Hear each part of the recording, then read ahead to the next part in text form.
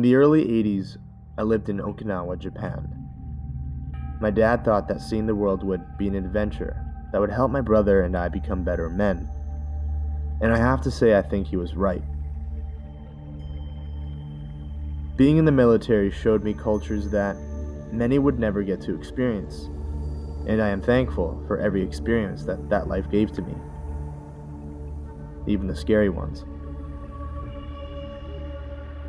While we lived in Japan, my father wanted us to have a fully immersive experience, so he chose to move us into a small Japanese neighborhood off base. We lived in a little house at the top of an enormous hill in a cul-de-sac that overlooked, I kid you not, part of a huge zoo, and on one side, a fairly large cemetery. Our particular house was set far above the monkey habitats, about a mile downhill, and between us and those habitats was nothing but thick, Indiana Jones-style jungle. Jungle the neighborhood kids and I would tromp through endlessly, ignoring the local warnings about poisonous snakes and ancient unstripped mines from World War II. We were the only American family living in that cul-de-sac, completely surrounded by Japanese families, and it was amazing. The kids loved us, and although we couldn't communicate through language very well, we understood each other perfectly. Well, most of the time. Opposite us was an older couple, with a lush garden surrounding their property. The older woman wanted us to call her Mama-san, and she had us helping her garden whenever she could coax us over with green tea and chocolate banana cookies. We loved her. She was so welcoming and generous, as was everyone else, actually. We lived in a wonderful neighborhood. The only drawback to Mama-san's home, however, was that it directly overlooked a cemetery. And that cemetery was unlike any cemetery I'd ever seen before. Because Okinawa is an island, burials don't happen very often. Instead, above-ground crypts are built. Many of them built into the sides of the hills that make up the island.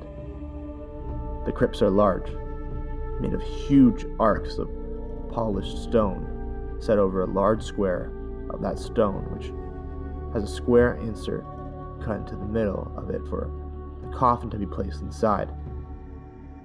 Once inside, the square is inset with another piece of polished stone just inside, leaving a kind of shelf on the outside so offerings could be made to lost loved ones. Yen, food, flowers, incense are some of the offerings given. Below Mama-san's house was a valley that swooped back up into another hill opposite her home. That valley and both hills were covered with these crypts, and spider webbing up and down through the crypts were various stone step pathways that were old and badly maintained. It was quite a sight. One evening, Mama-san asked me to come visit with her alone. She had something to show me, but only for me, as the older brother. Intrigued and a bit proud, I agreed. She took me to the back of her garden and sat me on a thick wooden bench that was carved with scenes of fishermen and men with swords, and told me she had a story to tell. Mama-san then disappeared for a few minutes and soon returned with a tray that held hot green tea and sweet rice cakes. Sitting next to me, she smiled and commented on the colors of the evening sky as the sun began to lower. Mama-san had said she had seen me, my brother, and some other kids daring each other to follow a stairway path down into the cemetery. You have to understand, the path from our little home area down to the cemetery consisted of hundreds of steps, many broken or cracking, in and out of bushes at a steep incline. It would be dangerous for anyone, but the real test was seeing how long we could take walking through the crypts at night. Mama-san wanted to explain why that was a bad idea. Many years ago, during the war, Americans were thought to be devils, monsters that would murder innocent citizens for no reason other than to kill.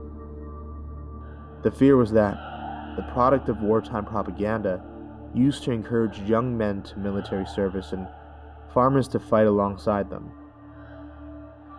But many didn't. Many ran. And with nowhere to go, nowhere to hide, hundreds of Japanese citizens hurled themselves off a cliffside rather than face torture at the hands of their perceived enemy. I was terrified at hearing this. I had no idea this had happened.